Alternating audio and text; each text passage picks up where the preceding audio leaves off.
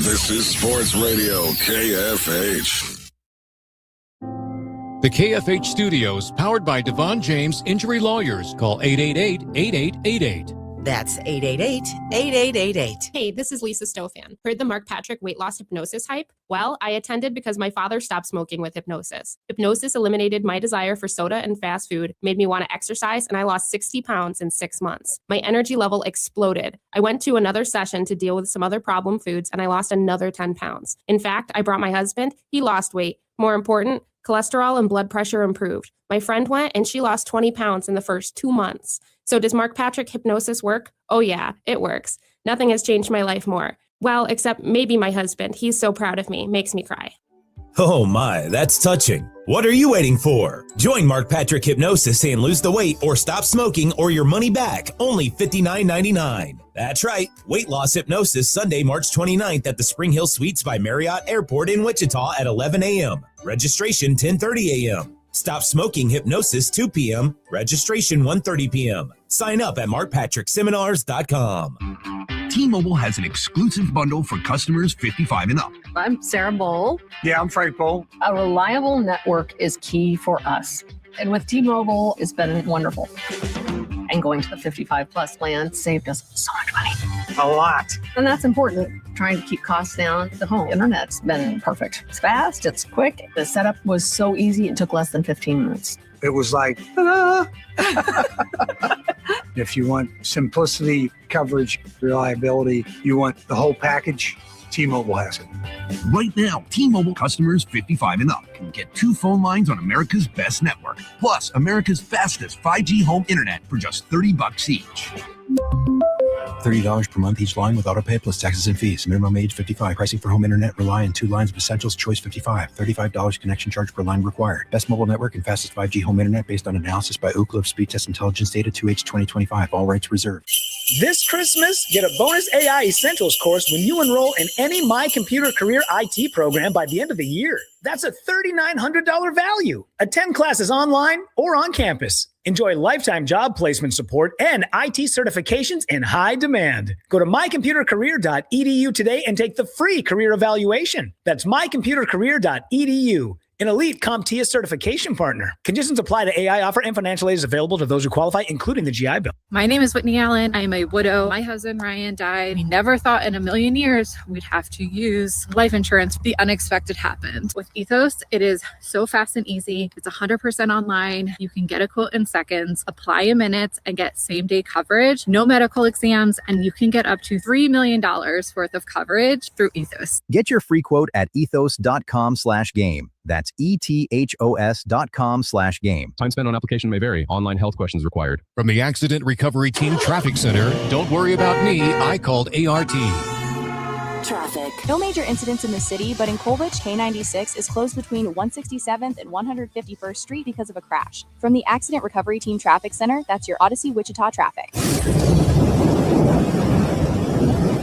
Weather. Mostly cloudy, breezy, and milder today. A high of 60, which is normal for St. Patrick's Day. South winds 10 to 20 and gusty. Decreasing clouds 43 tonight. Mainly sunny and much warmer on Wednesday. A high of 78. Summer arrives on Thursday with highs in the 80s. More summer-like weather Friday and Saturday. That's your forecast from Storm Team 12. I'm meteorologist Jake Dunn. Kansas Fan Headquarters, 97.5 and 1240 KFH Wichita, KNSS HD2 Clearwater, and Odyssey Sports Station. Hey Wichita, it's Jacob Albrock. Stay right there for the latest breaking in sports talk. It's Sports Daily coming up next exclusively on 97.5 and 1240 KFH. I'm Taylor Bisciotti with NFL Network Now on the Westwood One Radio Network. The New York Jets are trading quarterback Justin Fields to the Chiefs for a 2027 sixth-round pick, according to NFL Network insiders Ian Rappaport and Tom Pelissero. The move comes following the Jets' acquisition of quarterback Geno Smith last week. Elsewhere, the 49ers have signed wide receiver Christian Kirk, according to insiders Rappaport and Pelissero. This will be Kirk's fourth team following stops with the Cardinals, Jaguars, and Texans. Plus, defensive end Rashawn Gary agreed to a pay cut in his trade from the Packers to the Cowboys, according to Pelissero. Gary will now earn $16 million in each of the next 2 seasons. He had previously been due $19.5 million this season and $22.5 million in 2027 with no guaranteed money. And veteran cornerback Darius Slay has announced his retirement. He played 13 seasons and won a Super Bowl with the Eagles in 2024. This has been NFL Network Now on the Westwood One Radio Network. For nearly 2,000 severely injured veterans, everyday life has become filled with barriers. So we build specially adapted homes at Homes for Our Troops. And thanks to our donors and supporters, this life-changing gift of freedom is provided mortgage-free to these veterans. But we need you to join us too in completing this important mission. Please visit hfotusa.org and help build homes and rebuild lives. 1 in 4 Americans have a disability. I'm one of them. I'm also a working mom who cares deeply about making sure every child with a disability thrives by getting their access needs met. We've got a trusted ally by our side. Easter Seals provides children and families the foundation for lifelong success through early learning programs, skills training, and prep for college and career. That's my Easter Seals. Make it yours. Join us at easterseals.com. Laura, Laura, Tora, Laura, lie. Tora, Laura, Laura, Tora, Laura, lie. Tora, Laura,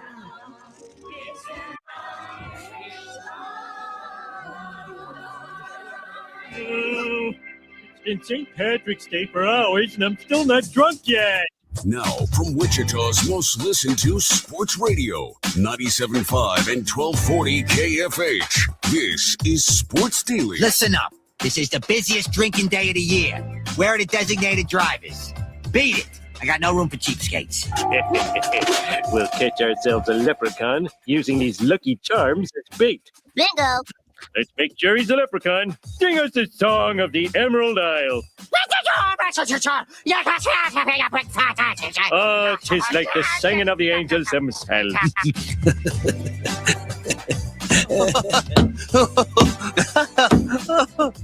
Oh, what was I laughing at now? Oh, yes, that crippled Irishman. Excellent. And Max Power with the Simpsons tribute to. Are we going to have a show today? I thought that was just going to go the full 2 hours.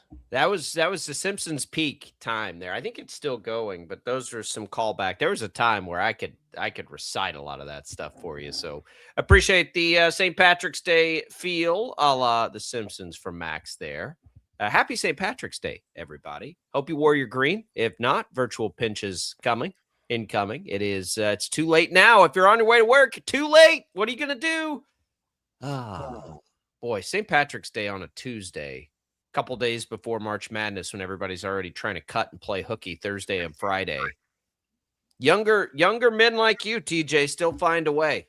I don't know. Still find a way. It's been a while since I've had a green beer. I'll be honest. It's one of those that passes you by as you get older. Happy St. Patrick's Day, everybody. Welcome into Sports Daily. Jacob Albrock, TJ Cleveland back with us today. We are getting you ready for March Madness. We've got basketball playoffs are tonight. Wichita State at home taking on Wyoming in the NIT. By the way, you'll hear that game. 5:30 coverage begins over on KEYN. And we're just, we've got play-in games beginning tonight for the big tournament, getting you ready for KU out in San Diego. We also have Kstate hiring a new coach. Voice of the Wildcats, Wyatt Thompson, will be by to talk about the hiring of Casey Alexander in just a little bit. The Chiefs make another headline trade yesterday that we'll discuss on the program as well today. It's jam-packed. It's all What's on Tap, brought to you by the Wichita Brewing Company. Now featuring the seasonal release, Lazy McCafferty, just in time for today. The beer packed with multi-specialty grains that you love in an Irish red ale, but is light enough to put you on your kilt and have you singing from the tabletops all night long. Lazy McCafferty Irish red ale, now available at Wichita Brewing Company. Pizza and beer made here. Good morning, TJ. How are you? Good morning. I am not wearing green. mainly because I forgot. Also, I was very confused. The whole St. Patrick's Day parade on Saturday threw me for a loop, and I was like, oh, St. Patrick's Day's on the 14th this year. That's how much I pay attention to St. Patrick's Day, that it's not the same every single year, obviously. But two, I'm just going to change my tune and say that I'm taking a stance. Since Ireland cursed Kansas State athletics, I refuse to celebrate it this year. Aren't you? Is that not green what you're wearing now? It's beige at best. Beige. Okay. You're gonna need to put something green on. Let's go here. My wife was out of town last week, so it's just me in charge of the kids. And Saturday, I got them all hyped up for like 2 days. Like, gotta wear green. We're gonna pinch. So Saturday, they're all just head to toe in green, and it dawned on me. I was like, wait, today's just a parade. It's not St. Patrick's Day. So we hyped it all up for nothing. And then, hey, whatever. That's dad fail. 869-1240 is the number to call us on the KFH hotline. You can also leave us your video comments on Facebook, YouTube, X. Thanks for watching us on 12 News Connected. Thanks for listening to us on the Odyssey app. If you are on the Odyssey app, you can leave us voicemails as well. It's that time of year. You know, you've got all this basketball madness. Throw in a coaching hire. I don't know about you. I've been very into the World Baseball Classic, Venezuela over Italy. The Italians are done. So now it's Team USA versus Venezuela tonight in the World Baseball Classic. Championship tonight. Championship is tonight on a Tuesday. On a Tuesday night. They gotta mix it in with the spring training schedule. I mean, we're playing baseball. Man, that is really so. I remember the last time this happened. We were talking about the championship, like the day after the Sweet 16 or the night of the Sweet 16. I remember because I was in New York. So this is like way early, or March Madness is way late. I think March Madness is kind of off on the timing. I'm not sure how often we go St. Patrick's Day right into the best days of March Madness, let alone spring break. I think we're off on our March Madness timing. When is the national championship game? Like April 7th? Yeah, that's late. April 6th, yeah. So I'm not sure why that happened, but that's usually right there at the beginning of April. My birthday is usually real close to it. The Final Four. Oh gosh, when do we? I know last year everything started way late because I remember we got high school state championships done, and then it was conference championships, and it was perfect. Yeah, so we're not even to the Elite Eight until the 29th. My goodness. Yeah, we're going to be late with this. So that's what it is. We're just a week off with the NCAA tournament. Between that and opening day, this was a conversation last year or 2 years ago, I believe we were having, is the fact that like it went straight from, all right, KU got eliminated in the round of 32. Opening day is in 3 days. Like, how did we get misconstrued where baseball starting that early and March Madness is starting that late?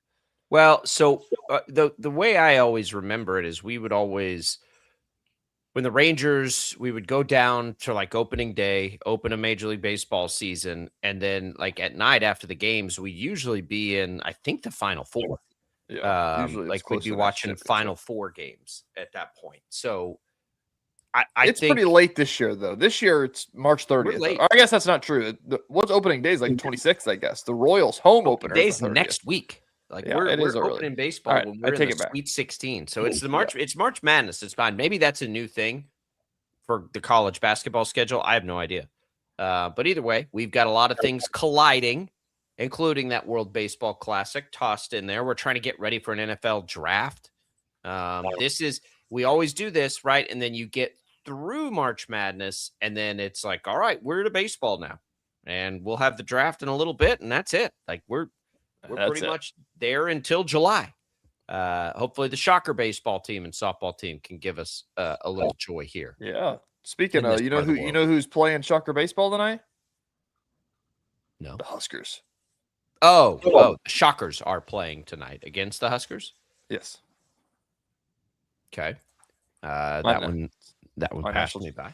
My national championship pick. I might need to get out there and rile up the boys to bring something back to Lincoln with them. Oh boy, TJ picked the Huskers to win the national championship. Do you sit there and look at that? You know, the problem with picking that when it doesn't happen is your bracket's busted way too early. That's what I've learned. This to me, I've made my soapbox about this is that like if you get it right though, like you're gonna win everything. Like nobody else. You're correct, but you're not going to get it right.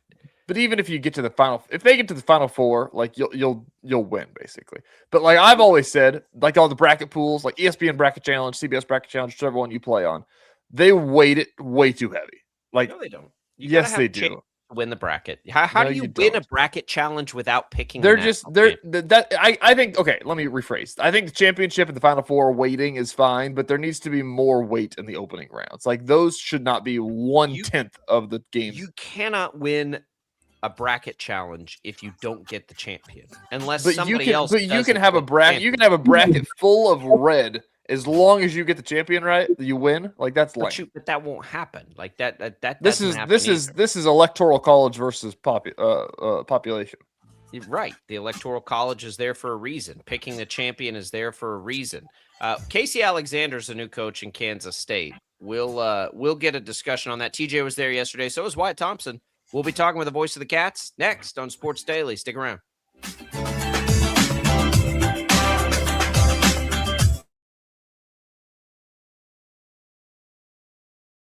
Lightning, hail, tornadoes, flooding.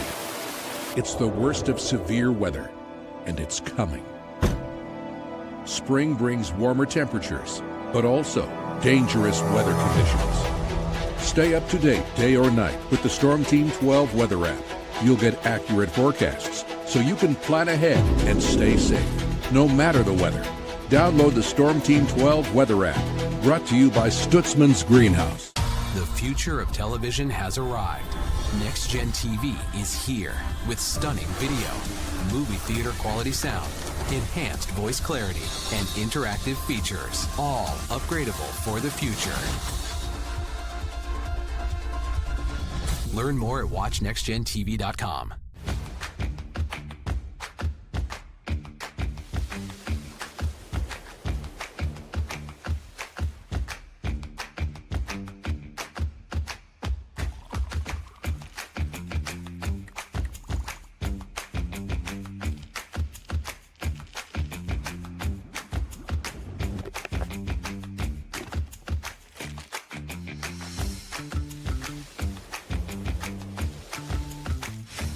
Canvas of our imagination. They tell a story. Clouds affect the events of your day. Sometimes they growl, sometimes they inspire, but they're always the messengers of nature's mood written in the sky. Storm Team 12 understands the language of clouds. We're dedicated to decoding their message so you know what to expect. Behind every cloud, there is a story waiting to be told. Trust Ross Jansen and Storm Team 12, alerting you first to the impact on your life. We are following a breaking update. Every day, all day, stream the stories that have you talking near and far. Whoever is behind the wheel of this bus is not stopping. From hundreds of local reporters and meteorologists spanning the country. Chaos here this morning at the UW campus. Search LNL for the all-new Local News Live streaming app. Odyssey is one of the most influential audio and entertainment brands in the nation. You already know Odyssey's iconic local radio brands in Wichita. But did you know Odyssey has the country's best collection of music, news, and sports brands? Odyssey is also a premium podcast creator, major event producer, and digital innovator. Odyssey brings people together across the country and right here in Wichita. Odyssey also delivers meaningful radio and digital audio results. Find out our story and impact at odysseyinc.com/Wichita. Make yourself known now. 8310 in traffic pursuit. Oh my God, here. Investigate TV Plus begins with real people. We investigate stories that impact you and inspire change every day. Something is broken. Real problems. Why are they hiding it? And real solutions. My daughter was dying in front of me. What was your reaction when he said that? Investigate TV Plus, weekdays at 3:30 p.m. on KWCH. Sometimes people tell us, I don't get it, it's just tea. But let me tell you, we are so much more than just tea. With 20 plus flavors of sweet and unsweet iced tea, the possibilities are endless. Come on in and try them all for free to find your favorite or get us on the go for your busy lifestyle. And don't miss happy hour every day. So the next time someone tells you it's just tea, tell them to come by and find out why we say drink tea, be happy. Jim Rome here, lighting up your afternoons on The Jim Rome Show. Catch me starting at 2 on Wichita's #1 sports radio, Kansas Fan Headquarters, 97.5 and 1240 KFH.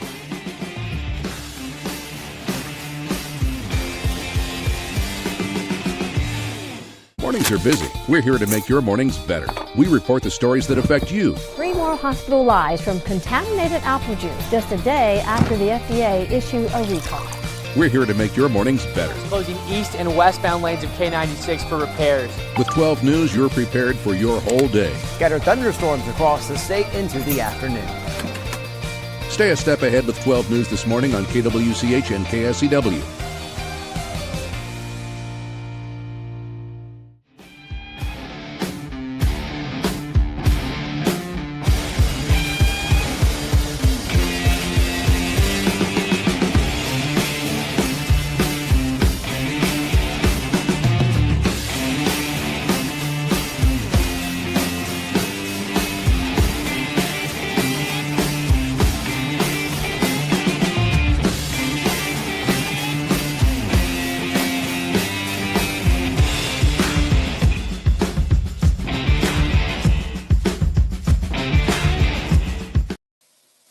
This is Sports Daily on KFH.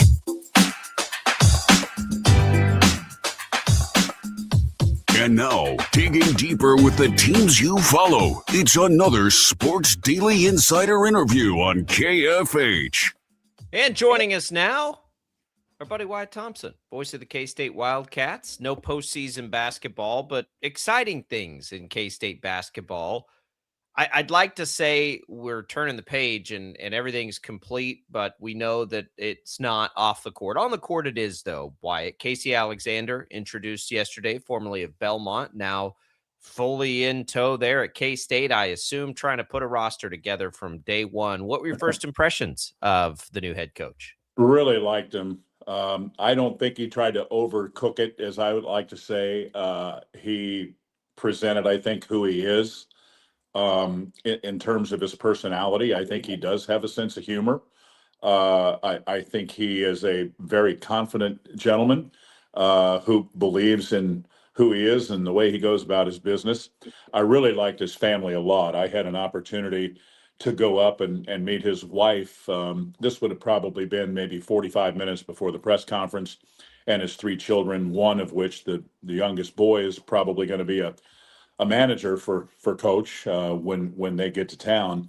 And it was really, exciting to visit with all of them for sure. But I found Casey to be very straightforward and honest, very, I think, pretty consistent in his messaging. He talked a lot about style and, getting really good kids and retention and high school recruiting. And so he covered a lot of stuff, but the one thing that I think everybody enjoyed was that, when asked why after all these years Belmont, and he kind of looked around and said, well, this is it.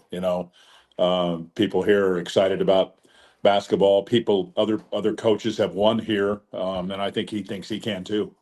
Yeah, we'll dig into that style question because that's the biggest talking point around Casey Alexander, the jump from the Valley to the Big 12. But I'll ask you this. The one thing that stood out to me is the things that he talked about, Wyatt, is it made him feel like the basketball version of Colin Klein, of Bill Snyder. Like, it's a very K-State hire. Like when you have a coach sitting up there talking about high school recruiting and retention, and he wants people to know the kids that are on the court, and the transfer portal's cool, but we want to do it this way. Like, that feels very Manhattan, Kansas. I couldn't agree more with that, TJ. I think that's very accurate, and I think it does fit with K-State. And I would even take it a step further. I believe that so many people now lean on the portal so much that it has hurt high school recruiting to a degree in all of major college basketball at every level. But the higher you go, maybe the more it's affected. Those 4- and 5-star guys are still going, right? But I think when you look at some of the kids that he had at Belmont as an example, somewhat under-recruited, he had a lot of kids that were either the player of the year or first team all Missouri Valley Conference, or maybe second team, or one guy on the all freshman team. I mean, that's spread out pretty well. And they won the league. I get it. But I think he feels like the last thing he wants to do is go get 9, 10, 11 new players every year. A lot of people are doing that, but I think he's going to be more comfortable with trying to build, even if it takes a little bit longer. Is there going to be patience for a little bit longer? I mean, that's the question I would have. Like 100%. That's more than fair. And I would say I don't think the patience will be what he hopes it is, because everybody wants, in this day and age, because of you're paying players, they expect you to compete right away. And I think even with that, with the build, so to speak, retooling the roster and what have you, I don't think he means that I don't intend to win in year one. Whatever that means, I think he feels like he can put together something that will work. But in terms of just looking farther down the road, I think he made it very clear to me and everybody else during his presser that he wants to recruit good high school kids and keep them in here and get them into the weight room, and smart kids that are going to do it the right way. And you have retention of people like that, you're probably going to win. So I think that's important, Wyatt. He talked about that. You're right. Is that now 3 or 4 year rebuilds become 3 or 4 month rebuilds? So yeah. I think that there, in my opinion, there's room for the retention and the recruiting, but I think that it's also important you have to do it alongside the portal, which is the hard part of doing this. I'll ask this, Wyatt. This can be a hypothetical or a true question. You look at every roster in the Big 12 multiple times a year. Is there room in the Big 12 for a roster that can recruit and retain? Who does that? Houston, kind of. Like, they're the ones that come to mind. Is there room for that to happen at this level? I absolutely believe it is so. And I've said this all year long, the teams that won this year in the Big 12, okay, Kansas is probably not the example because it's a little bit different with their retention from last year to this. But Iowa State, Texas Tech, Houston, Arizona, all had multiple players back. And that is a fact, and I don't think you can argue that. I think if you could retain, let's just take Iowa State as an example. If you can retain Taman Lipsey, Momcilovic, and Joshua Jefferson in multiple years, you're doing a good thing and doing it right. And you're going to reap the benefits of that. That's just how I see it. Now, we could talk about the Arizona players too or whatever, but I think I've made the point that it's it's probably better more times than not when you've heard coaches say this, fellas, you know this is right. Get old, stay old, right? And I think that was the kind of in vogue thing for a while, and yet they also, Arizona, I think, is a great example with adding, now they're adding 4 and 5 star players, right, that are freshmen. But think about Iowa State with the Torrey kid, foreign kid, really high level recruit, but not too many people expected him to be like this. And I think he will slide in and take over for Taman Lipsey next year and be a guy who will probably be a guy who could be on the all defensive team or someday could be a first or second team all Big 12 guy. That's what I think. Jacob's got a mic muted there, so I'll just ask the next question here. So as I talked about, the question about the style is that it works in the Valley, the analytics and the threes and everything of that nature. Does that work in the Big 12 as well? I asked him that question yesterday, and he said, if it doesn't work, then I'm wasting a lot of time. If we can't play like that, I'm not a very good coach. Yeah, and I think he can play like that. It was funny, when he was asked that during the presser, he talked about, it's almost like I don't want to recruit shooters. I want to recruit scorers, meaning guys that can put it in the basket, right? I think his thing is to recruit really, really quality people who are going to do everything the right way. And that's back to like that Kstate thing, right? But at the question for him will be, can you get that next level athlete that will be different, that maybe you can get by with Belmont, that you need a little bit more pop in the Big 12. We'll see. I think that may be the biggest factor, but I think, back to the portal, I think he will use it. I don't want to misguide anybody here. I think he'll probably have a couple of 2 or 3 pieces, if not more, this first time. but I don't know if he'll have more than a couple or 2 or 3 most every year, as opposed to 8 or 9 or 10 or 11 like some people are doing. That's just my thought. My concern with it, Wyatt, is what just happened, what K-State just did. We are, not even 3 full years removed from the Elite Eight. Yeah. Jerome Tang won 19 games his second year, 16, and then this year it was, looking like less than that. Yeah. If you're trying to build it at K-State, and I'm not saying there should be more patience than 3 or 4 years, but if you're going to build it and try to get players older, it's going to take at least 3 or 4 years. In the Big 12, I don't know, Jerome Tang didn't even get 4 full seasons, and he went to an Elite Eight. Sure. That's where I worry, this and we didn't just see it with Tang. And I'm not trying to call out K-State fans because every fan base does this. We just did it with Chris Kleiman too. Chris Kleiman's winning 8-9 games a year in Manhattan, and he didn't get run out of town, but there was a portion of the fan base that was trying. Sure. And now Jerome Tang what are proper expectations in this day and age? How can a coach come in and build when I just don't know what the fans expect to happen. Well, it's a great thought, great question. And I think that is probably the biggest thing of how he'll be measured in the first couple of years, right? You would probably agree with that, I would think, just based on the question and the thoughts there. I do think he is confident that he can bring the right type of people in. They don't necessarily all have to be freshmen right away. And I don't know that you can go crazy and bring in 4 or 5 in a year, right? Bring a couple of 2 or 3 or whatever. And maybe that will be in year 2, not this time. If I'm being honest, and I don't want to make a story out of this, I don't know. I had a hard time gauging his confidence level on retention of any of the current roster. I don't think he's counting on it, if I'm being honest. You're not the only one he that wouldn't thinks take that. a couple of 2 or 3 of those guys or 4 if it presented itself. But we don't. That's the one thing we don't know, along with what we're talking about here. I think he knows what he's going to get with his staff. He basically told everybody that he was really close on that, and not very far away from being done. I don't think that'll take very long. I think he has a pretty good sense of the Belmont kids who are at least a good possibility, if not a lock. Now, what about the portal?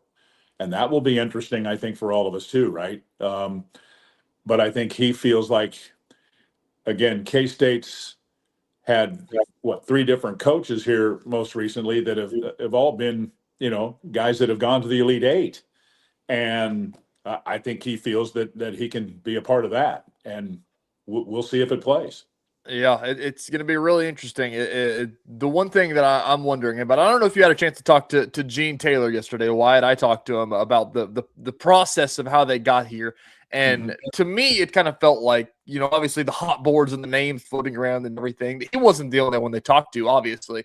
There was some that, are the maybe flashier, if you want to put it that way. But Gene Taylor kind of made it seem like he talked to him and he realized that he really wanted him, and then did due diligence from there and then kept coming back to him. Do you agree with that? Yeah, I don't think there's any doubt. The top 2 guys in the beginning on the board for K-State would have been Coach Calhoun at Utah State and Coach Schertz at St. Louis. I don't think that's a real big secret. So yeah. I don't want to dance. They're everybody's top 2 probably. Exactly, and I think they continue to be, even though Coach Schertz has a redone deal in St. Louis. But if I'm a predictor for a day, I think Coach Calhoun's going to end up at Cincinnati. That's what I think. I could be wrong. It could be wherever, but I don't think he'll be back at Utah State. And I think with the search that was done led by Gene, I think he got to the point where, okay, this is enough. We've given you every opportunity to be our guy and what have you. And there was some wavering there. And I think that Casey started to get closer and pop towards the top because, I even had one of the guys say, he would text occasionally and say, I'm still here. I want the job. Right? I don't think that's not a big secret. And that's not insignificant. That's not insignificant at all because of the fact that, like, if K-State rides this train of saying, like, well, we really want this guy, or we're going to have to sit it out, and we're going to have to wait until March Madness is over, guess what? Somebody else hired Casey Alexander. And I think that that's the most significant part, is that Gene really liked Casey. And so, like, if you want, that was our point that we made last week after the hire was made official, is that if Casey Alexander is your consolation prize, then you had a pretty good hiring process. Yeah, I mean, this is a guy that's won 20 games multiple years in a row here and has done well. I get it that people say, he hasn't won an NCAA tournament game or whatever, and that is all accurate. But I would remind everybody that in this league, you're going to get 6, 7, 8, 9 teams in every year, right? It isn't just a one-bid league most of the time, and that's hard to do. You win the league and don't win the tournament, you're sitting at home with a 20-plus win campaign. Those sting. And I just think that he's ready. If he was at 53, I think he wanted to try to do this. I think he feels like he's ready. He is. That's one thing that I kept thinking to myself yesterday after they left town, was just how confident he is in what he does and his quote package, okay, and what makes him Coach Alexander, and we'll see how it goes. But I'm always going to look at it positively. We talk about that a lot, guys. But I do think they got a good man. I think they got a good X's and O's guy. I think they got a good offensive guy. I think above and beyond that, can he do some of the things that we've talked about here? Can he have success in the portal? Can he develop good high school kids as we go here in multiple seasons? Track record says he can do it there. And I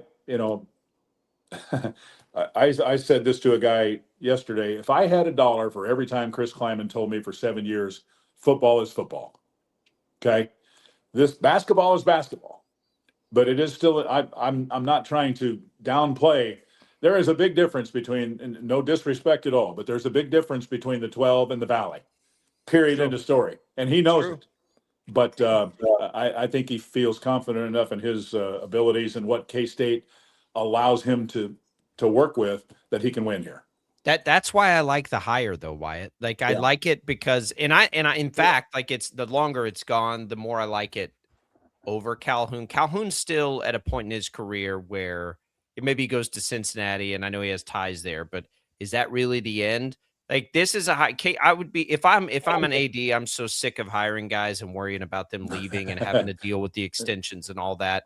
Right. Yes, the Valley is different than the Big 12, but it's also different than the Ohio Valley. It's different than the Atlantic Sun. Yep. And he's won all of those. NAIA basketball. I forget about the jump from NAIA to D1. That's insane. I mean, it reminds me of Kleiman, which they have great history with. Here's a guy who's won at every level. Doesn't matter. He knows how to win the games because, the coaches are responsible for getting the players. That's not the, like, so is the AD, so are the boosters, so are other people will help there. Let me start with somebody who has won games at every level, and let me count on the university and who we are and our reputation. Let me count on those things to get players have not been a problem at Kansas State. They've gotten they've gotten top recruits every year, and they can't win the games. So I'll take the other. I think it's a good plan. Yeah, I think that's perfectly said, and I do think it needs to be said here that K-State needs to do its part. And I believe, after talking with Coach Alexander at length yesterday, I think he feels like Gene Taylor is going to give him every opportunity to compete in terms of, what do you need? I'm here to help, right? Some of that is NIL money. Now, he's not going to have $20 million to go out and buy a roster. This isn't Michigan or Arizona. But we've been competitive there, and I think we'll continue to be competitive there. There were a lot of people that care about K-State and K-State basketball. I believe that in my soul, and we'll see how it plays.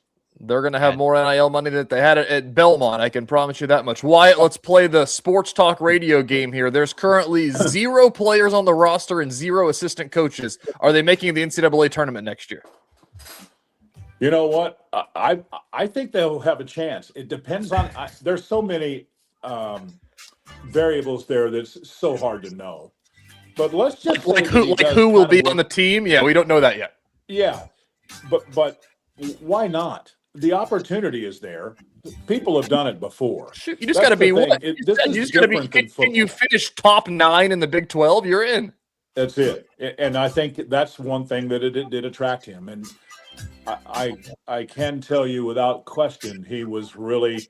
I think he was expecting to meet a lot of nice people yesterday that care about K-State, and I think that happened too.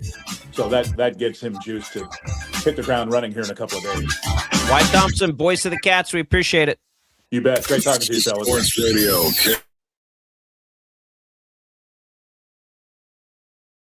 Lightning, hail, tornadoes, flooding. It's the worst of severe weather, and it's coming. Spring brings warmer temperatures, but also dangerous weather conditions. Stay up to date day or night with the Storm Team 12 weather app. You'll get accurate forecasts, so you can plan ahead and stay safe, no matter the weather. Download the Storm Team 12 weather app, brought to you by Stutzman's Greenhouse. The future of television has arrived. Next Gen TV is here with stunning video, movie theater quality sound, enhanced voice clarity, and interactive features, all upgradable for the future. Learn more at watchnextgentv.com.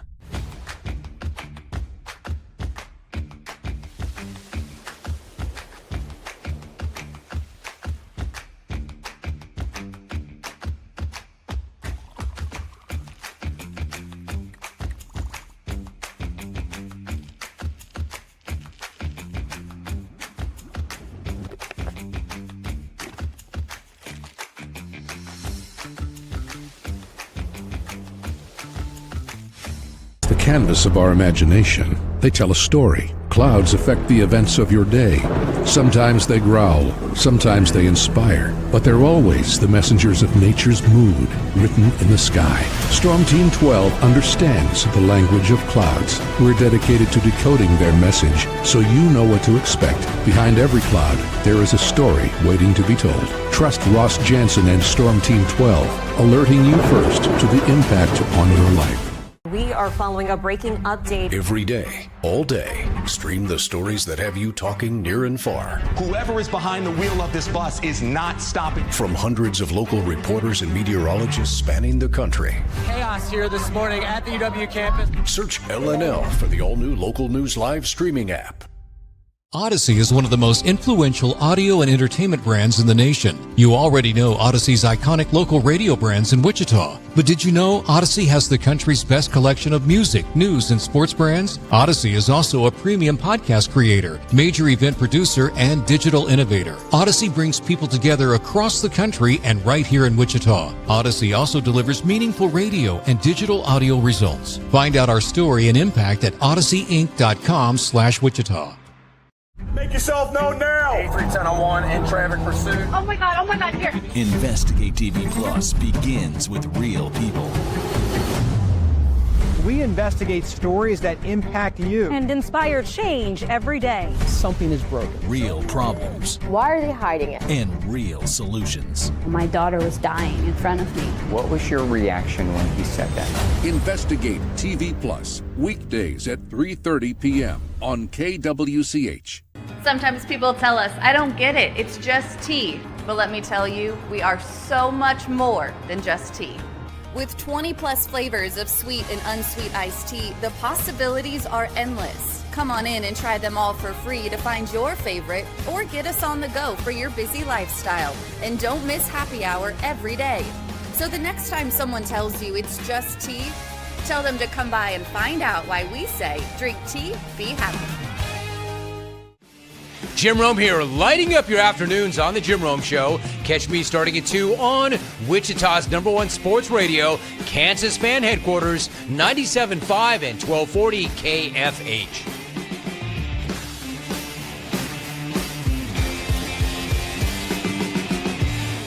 Mornings are busy. We're here to make your mornings better. We report the stories that affect you. 3 more hospital lies from contaminated apple juice just a day after the FDA issued a recall.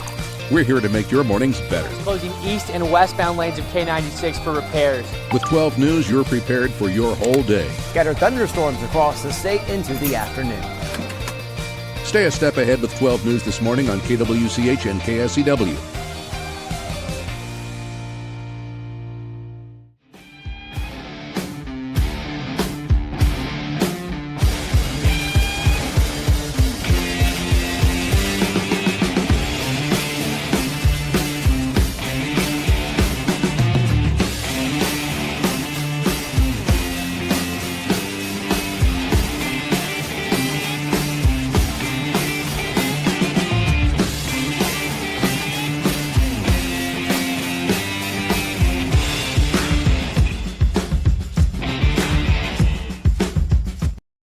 Sports Daily on KFH.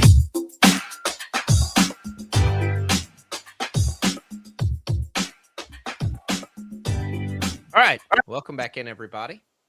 Sports Daily here on KFH. Jacob Albrock, TJ Cleveland. Thanks to Crestview Country Club for being a great supporter of the show. Just talking to somebody else at Crestview.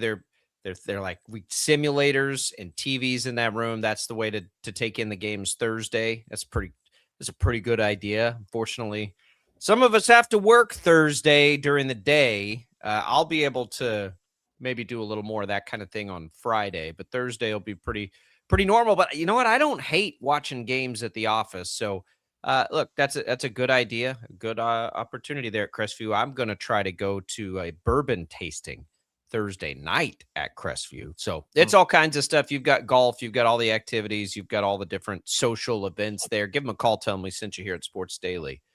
Jacob, I meant to give Wyatt some hell. I saw him yesterday in Manhattan and was picking on him because he was going full suit and tie. I said, Wyatt, what's the deal, man? You can't put a collar on for Sports Daily in the mornings with us. So you wear a suit for this? And he said, I told Coach that take it in because this is the last time that you're going to see me in a suit, probably. I said, Wyatt, we need to get back to coaches wearing suits, okay? We need back to broadcasters wearing suits on the sideline. What's going on here? It's an epidemic. You're on that. Broadcasters are wearing suits. Not radio broadcasters. I don't know that radio broadcasters have ever. That one's a bit facetious, but yeah, the broadcasters are. I'm not sure I've ever met a radio. Casey Alexander. This has made some run through fan things. Casey Alexander earlier in his career at Belmont used to go dress shirt with the red sweater vest on. It's like, oh yeah, that's nice. That was that's a Bobby Knight look, is what that is. By the way, purple programming note from our buddy Jad Chambers, that Shocker baseball game against Nebraska you mentioned. Yes. It's 5:45 today on KFH. Gotcha. It's you're too into. I think coaches and why do we have baseball managers in uniforms? Could you imagine? I mean, could you imagine if Casey Alexander was out there in a basketball uniform? I've brought this up before. There's a picture of like when Greg Popovich and a couple other coaches were coaching Team USA during the baggy uniform era. Like, could you imagine in the other sports if we made guys wear the uniform like we do in baseball? I know. What do you want baseball coaches to wear if they're not wearing baseball pants? Sweats? I don't know. Dress like a basketball coach? I guess. Wear khakis? Yeah, khakis and a pullover, maybe. I don't know. I mean, I'm fine with it because I'm used to it, but it is silly. Watching Bruce Bochy out there still have to put on a baseball uniform every day. It's silly. It looks weird now whenever you see the coaches that go full number on the back, everything like that. Because like Quatrero just wears a hoodie every time. Like he doesn't even wear a jersey underneath it. Like it looks silly when you. But now it's 100 degrees. He does, but it's wild. Or you wear like just a whatever BP top or something like that. But I don't even know what you wear if you don't wear baseball pants at this point. But anything. I don't know. We're down a rabbit hole, but just put the suits back on. It's strange. I need Paul Mills to wear a suit tonight.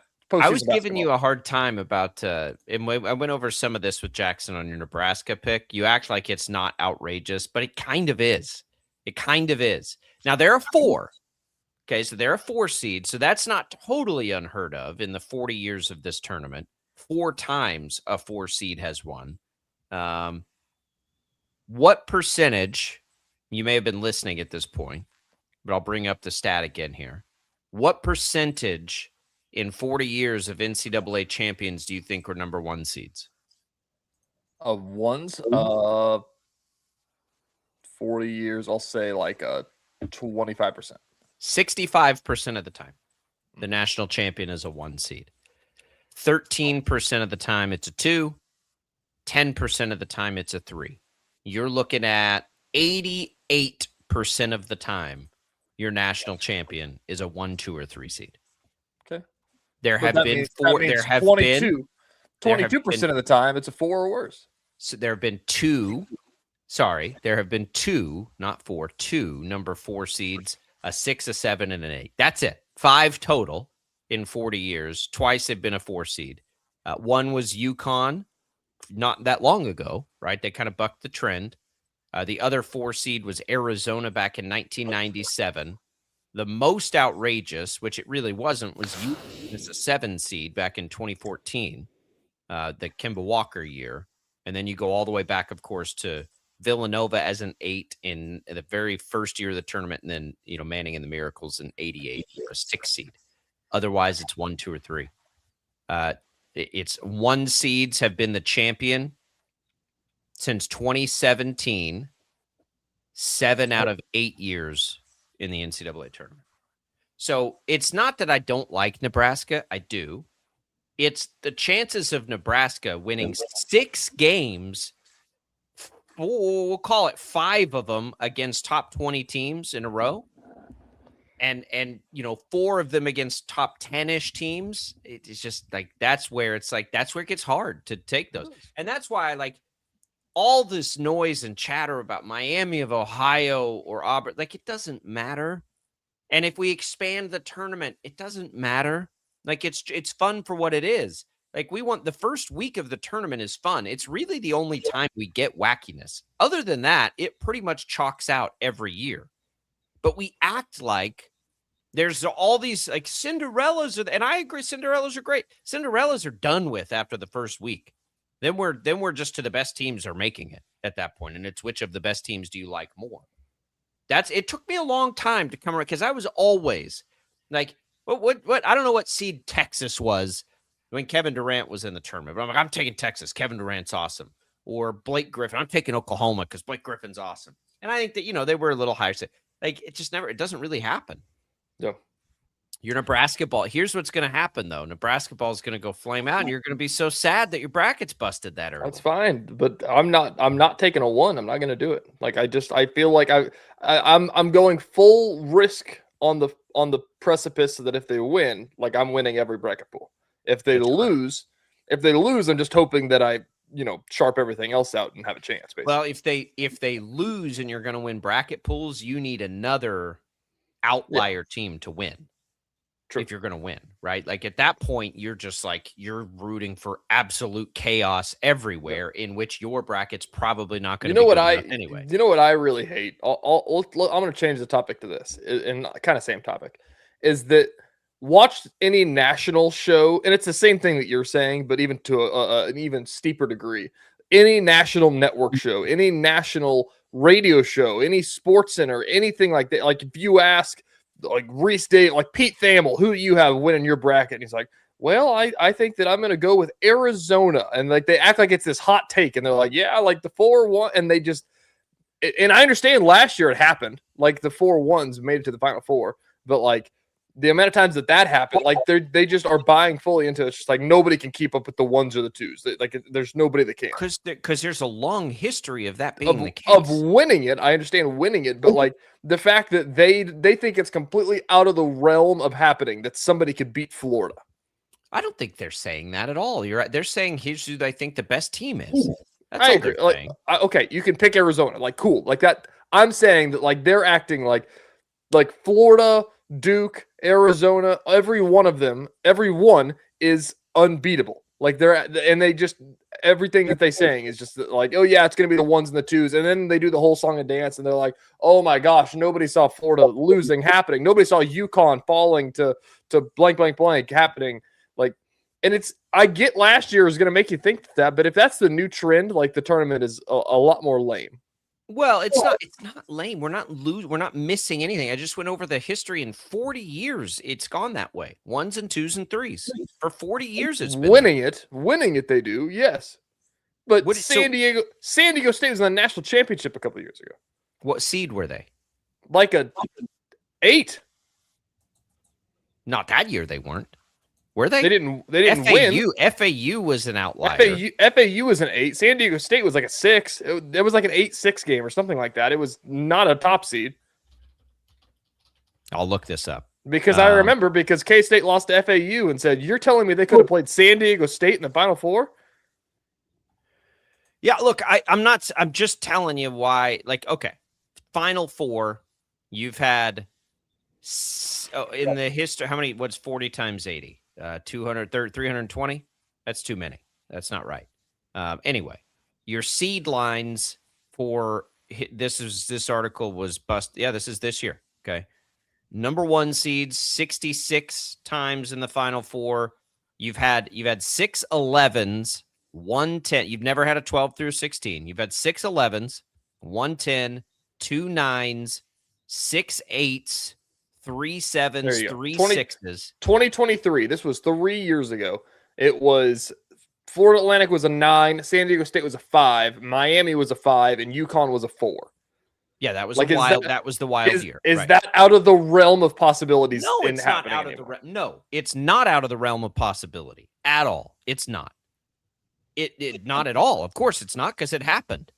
But 3 years ago, the likelihood of it being 1s and 2s are almost twice as likely, even as a 3. You're twice as likely as a 2 historically to make it in as you are a 3.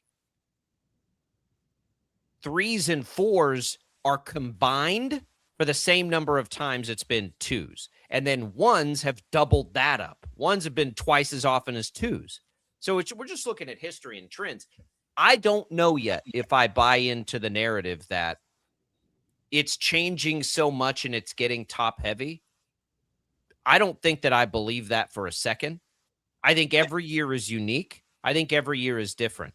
I think last year, that was I've never picked all 1s into the Final Four in my life, but that was the Final Four I had. I thought those were pretty clearly the 4 best teams. I think this year it's wider than 4. I think it's probably more like 8 to 10. And I think you also have the outliers, Arkansas, Kansas, that's what I'm St. saying. John's, like, that could the top through. 15, the top 15 teams. Like that's my point here. Is that the top 15 could all make a run to the Final Four, and I wouldn't be like, how did they do that? No, like, not this like year. Florida Atlantic going makes you say, how did they do that? Like, but that's my point, is that you watch the studio shows and they're all saying that like these teams, like there's just no thing in my mind that tells me that these guys can get beat. Like this will be an all-1s Final Four again. And it's like, well, they're getting paid to give you their favorite teams. It's hard. But now when you take it beyond the Final Four to the champion, that's where there's almost no chance. Right. Like that's where history is like not even like once you get to the Final Four, it almost never happens. Getting to the Final Four, sure it does. And I think it's interesting and not a coincidence that you see 11s, right? An 11. Why is it that there are 6 11s and 6 8s, but not very many 6s or 7? It's because that's where you get the very best mid-major teams.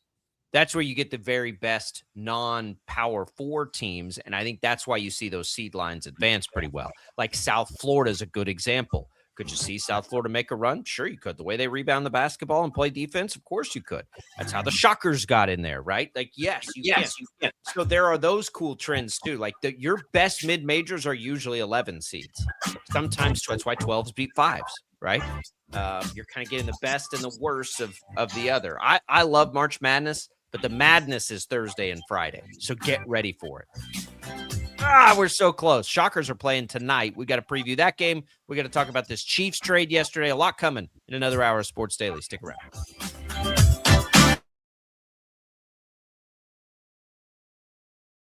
Lightning, hail, tornadoes, flooding. It's the worst of severe weather, and it's coming. Spring brings warmer temperatures, but also dangerous weather conditions. Stay up to date day or night with the Storm Team 12 weather app. You'll get accurate forecasts so you can plan ahead and stay safe, no matter the weather. Download the Storm Team 12 weather app, brought to you by Stutzman's Greenhouse. The future of television has arrived. Next Gen TV is here with stunning video, movie theater quality sound, enhanced voice clarity, and interactive features, all upgradable for the future.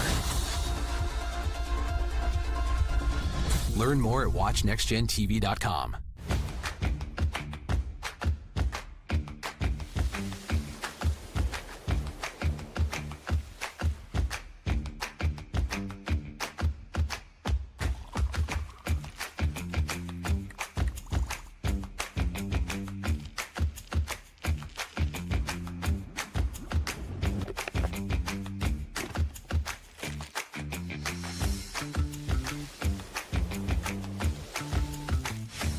Canvas of our imagination. They tell a story. Clouds affect the events of your day. Sometimes they growl, sometimes they inspire, but they're always the messengers of nature's mood written in the sky. Storm Team 12 understands the language of clouds. We're dedicated to decoding their message so you know what to expect. Behind every cloud, there is a story waiting to be told. Trust Ross Jansen and Storm Team 12, alerting you first to the impact on your life. We are following a breaking update. Every day, all day, stream the stories that have you talking near and far. Whoever is behind the wheel of this bus is not stopping. From hundreds of local reporters and meteorologists spanning the country. Chaos here this morning at the UW campus. Search LNL for the all-new Local News Live streaming app. Odyssey is one of the most influential audio and entertainment brands in the nation. You already know Odyssey's iconic local radio brands in Wichita. But did you know Odyssey has the country's best collection of music, news, and sports brands? Odyssey is also a premium podcast creator, major event producer, and digital innovator. Odyssey brings people together across the country and right here in Wichita. Odyssey also delivers meaningful radio and digital audio results. Find out our story and impact at odysseyinc.com/Wichita. Make yourself known now. 310-1 in traffic pursuit. Oh my God, here. Investigate TV Plus begins with real people. We investigate stories that impact you. And inspire change every day. Something is broken. Real problems. Why are they hiding it? And real solutions. My daughter was dying in front of me. What was your reaction when he said that? Investigate TV Plus, weekdays at 3:30 p.m. on KWCH. Sometimes people tell us, I don't get it, it's just tea. But let me tell you, we are so much more than just tea. With 20 plus flavors of sweet and unsweet iced tea, the possibilities are endless. Come on in and try them all for free to find your favorite or get us on the go for your busy lifestyle. And don't miss happy hour every day. So the next time someone tells you it's just tea, tell them to come by and find out why we say, drink tea, be happy. Jim Rome here, lighting up your afternoons on The Jim Rome Show. Catch me starting at 2 on Wichita's #1 sports radio, Kansas Fan Headquarters, 97.5 and 1240 KFH.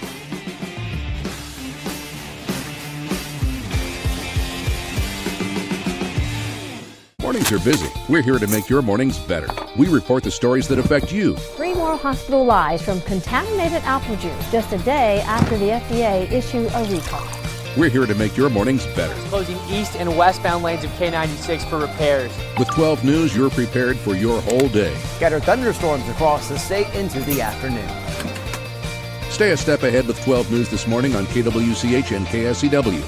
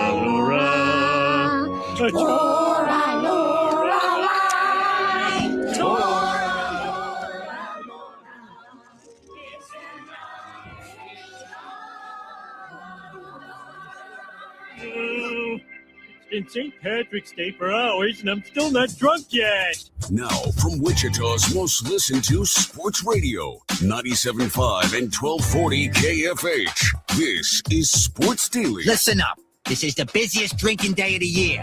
Where are the designated drivers? Beat it. I got no room for cheapskates.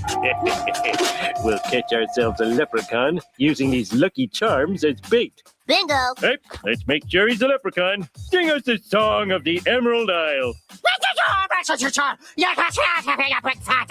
Oh, 'tis like the singing of the angels themselves.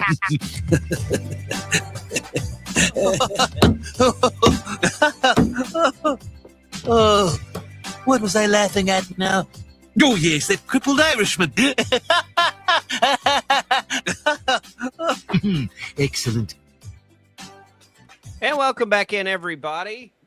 Max kicking it old school with some retro Simpsons in celebration of St. Patrick's Day. Some of us have on green. It'll be no surprise to you that Mr. No Hawaiian Shirt Wednesday, TJ Cleveland, is not wearing green today because he's a fun hater. I don't know if I own green either in the same conversation of Hawaiian shirts. I don't know if I own a green shirt. How do you not own a green? You got 1,000 hats. You don't have any green in a hat that you can throw on? I might have a green hat. I mean, come on now. Come on. A lot of those jokes, it's funny. This like, would we even allow a lot of those jokes anymore? Or are they making a comeback? I don't know. Max loves his Simpsons. I love that generation of the Simpsons. I do too. Happy St. Patrick's Day, everybody. However it is that you're celebrating today, we're glad you're here with us on Sports Daily. Finding us over the air, 97.5. You can call us, 869-1240. If you're watching us, thanks for those watching us on 12 News Connected. Facebook, YouTube, X, you can leave video comments there. You can leave us voice messages via the Odyssey app. We've got to get through a Chiefs trade, get you ready for Shocker basketball. Just looking up at the TV, they're running some tournament facts and seeding facts that probably TJ will appreciate as he takes a long shot to win the title in his bracket this year. It's not out of line. It's not out of the question. It's just unlikely. But that's what we love about this tournament in March Madness. KU gets it going a little bit later. We've got Shreyas Laddha coming in tomorrow. He just in the last minute or so dropped a story he's been chasing for a long time on Darren Peterson. Talked to family, scouts, a lot of people. Invite you to check that out ahead of KU's game at the KC Star. We'll have him in tomorrow to talk all about it. And he's mentioned it here before that he's been kind of chasing some of this stuff. So glad to see him get there. And we'll talk about it tomorrow. What we have today, though, all What's on Tap, brought to you by the Wichita Brewing Company. Now featuring live music this Sunday, 4 o'clock at the Delano location. Send off your Sunday with live tunes, tasty treats, and good times at WBC Delano, your spot for spring Sundays. Visit wichitabrew.com for more info. Wichita Brewing Company, where groups gather. We come back in. I saw it. I think, it's the 2 seed that hasn't won in a long time. TJ, play-in winners have made it to the Final Four twice. VCU and UCLA have both done that. It was 4 or worse have made it into the Final Four like 4 out of 9 years. So you got a shot here. You got a shot. It's just listen, I'm surprised at it though. Nebraska's what, a 4? Yep. KU's a 4. Yes. Who's likely to win a national championship, KU or Nebraska? That's my point. Is that if I put KU down, everybody would be like, "Well, yeah, it's Bill Self. I could see that." But the fact that it's Nebraska, and I get it, they've never won a tournament game before, but like they're not a 9 seed. Like they're right there. Like who are the other 4s? KU. I can't remember the other. Wisconsin a 5. Who's the 4 in that 5. One? Arkansas is a 4, I think. Arkansas could win this tournament. That's what I'm saying. You just picked the wrong 4. That's the thing. Everybody just thinks it's insane because they've never won a tournament game before. I mean, it kind of is. I've got stuff to say. Max, can you play the headlines? I haven't done this in like 3 days. All right, Sports Daily fans, let's take you to the sports headlines Jacob probably didn't see. We haven't heard that open since like last Thursday, I think, since I've been gone with basketball things. All right, this one is on the same note here. This is from David Payne Purdom, a gambling writer for ESPN. NCAA tournament lines in the first round have never been this large, Jacob. All 4 5 seeds are at least 8-point favorites over 12 for the first time since the field expanded to 64. So the 12-5 upset is less likely this year, the least likely it's ever been.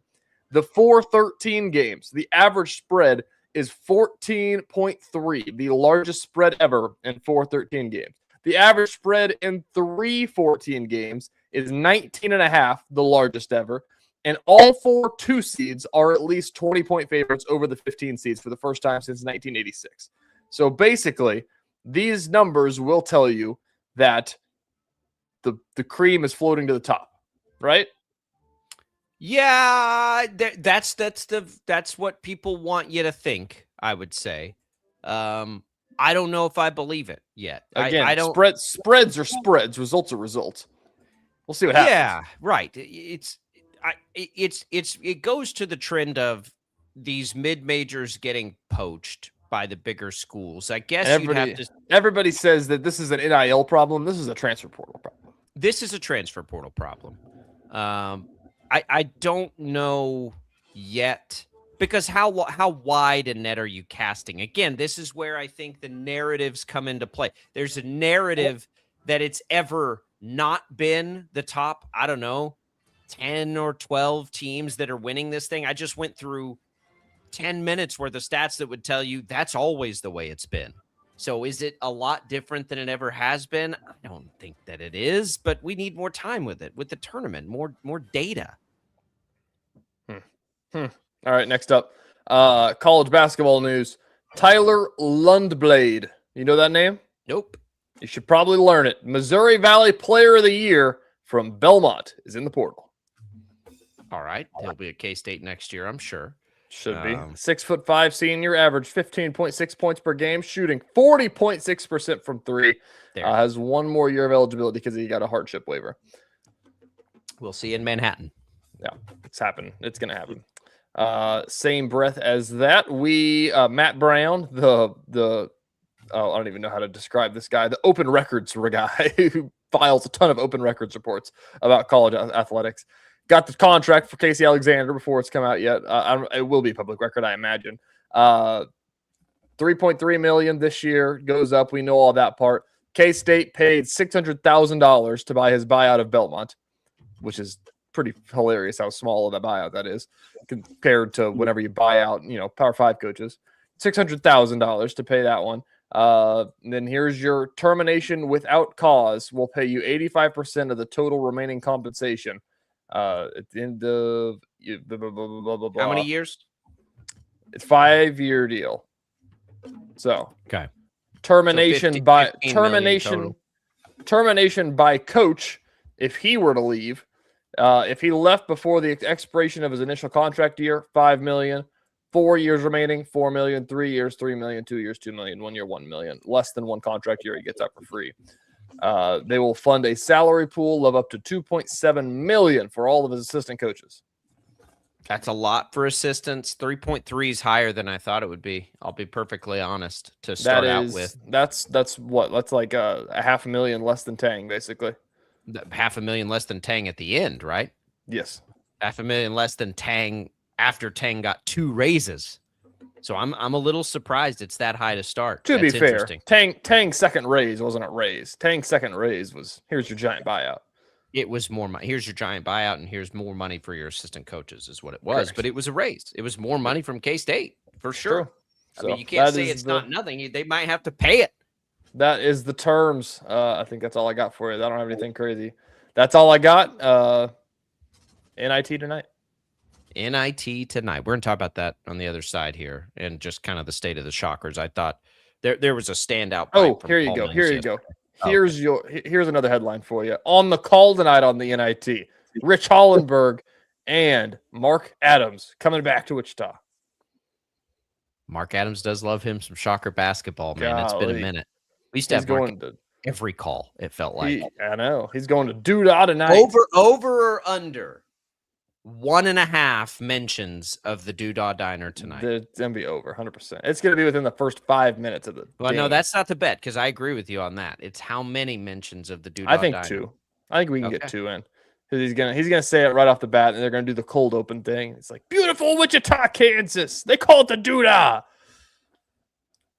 Yeah, that'll be nostalgic. I'm ready for it. I like the NIT. Always have. Because it gives us the basketball while we're waiting on the basketball. Now, once we get this is interesting. I want to ask you this question. This made its rounds around social media over the weekend. Would you rather your team, X team, you can fill in the blank here. Would you rather make the NCAA tournament and lose in the first round or win the NIT? Make the NCAA tournament. Now that's when it happens, right? Like, because you get that week and we don't measure coaching or program success on anything but the NCAA tournament. I agree. I think it differs though by program. I think that the Shockers, they want to make the NCAA tournament. If you are whatever, Kstate, and you're going to lose to an 8 right off the bat, well, the NIT would be pretty fun. Maybe. Here's where, and we'll tease this into the other side of the break. I will say this though, winning the NIT in your scenario may be a more conducive path to retaining players. We'll talk about that on the other side. We're going to talk Shockers NIT tonight. Stick with us.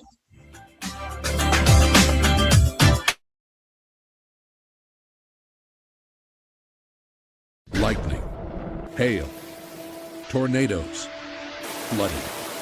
It's the worst of severe weather, and it's coming.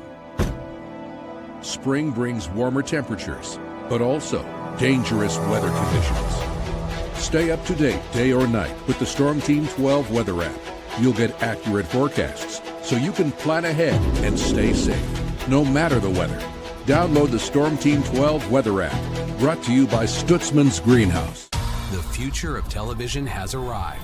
Next Gen TV is here with stunning video, movie theater quality sound, enhanced voice clarity, and interactive features, all upgradable for the future.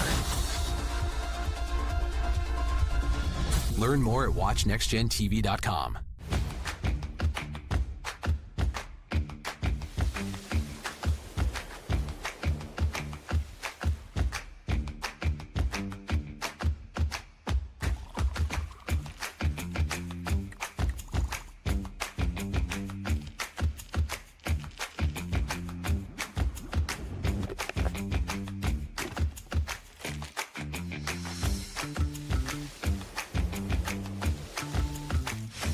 The canvas of our imagination. They tell a story. Clouds affect the events of your day. Sometimes they growl, sometimes they inspire, but they're always the messengers of nature's mood written in the sky. Storm Team 12 understands the language of clouds. We're dedicated to decoding their message so you know what to expect. Behind every cloud, there is a story waiting to be told. Trust Ross Jansen and Storm Team 12, alerting you first to the impact on your life. We are following a breaking update. Every day, all day, stream the stories that have you talking near and far. Whoever is behind the wheel of this bus is not stopping. From hundreds of local reporters and meteorologists spanning the country. Chaos here this morning at the UW campus. Search LNL for the all-new Local News Live streaming app. Odyssey is one of the most influential audio and entertainment brands in the nation. You already know Odyssey's iconic local radio brands in Wichita. But did you know Odyssey has the country's best collection of music, news, and sports brands? Odyssey is also a premium podcast creator, major event producer, and digital innovator. Odyssey brings people together across the country and right here in Wichita. Odyssey also delivers meaningful radio and digital audio results. Find out our story and impact at odysseyinc.com/Wichita. Make yourself known now. 83101 in traffic pursuit. Oh my God, here. Investigate TV Plus begins with real people. We investigate stories that impact you and inspire change every day. Something is broken. Real problems. Why are they hiding it? And real solutions. My daughter was dying in front of me. What was your reaction when he said that? Investigate TV Plus, weekdays at 3:30 p.m. on KWCH. Sometimes people tell us, I don't get it, it's just tea. But let me tell you, we are so much more than just tea. With 20 plus flavors of sweet and unsweet iced tea, the possibilities are endless. Come on in and try them all for free to find your favorite or get us on the go for your busy lifestyle. And don't miss happy hour every day. So the next time someone tells you it's just tea, tell them to come by and find out why we say drink tea, be happy. Jim Rome here, lighting up your afternoons on The Jim Rome Show. Catch me starting at 2 on Wichita's #1 sports radio, Kansas Fan Headquarters, 97.5 and 1240 KFH.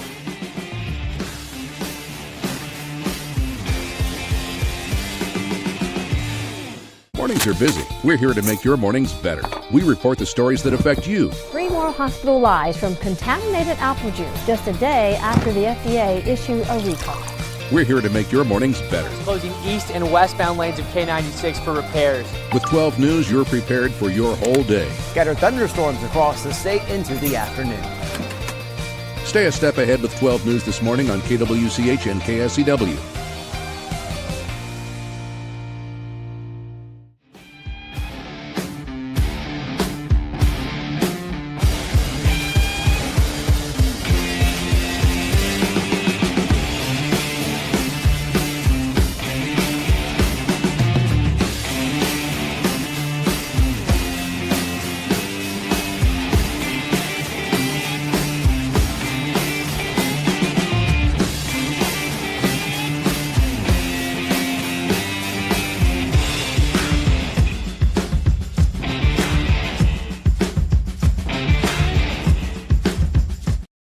Daily is on KFH.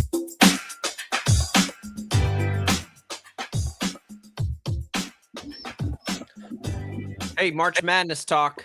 The madness not just on the court. It's taking over downtown Wichita. Join KFH for Hoops for Heroes at the 9th Floor Club and Venue on March 20th. We're just a few days away from this.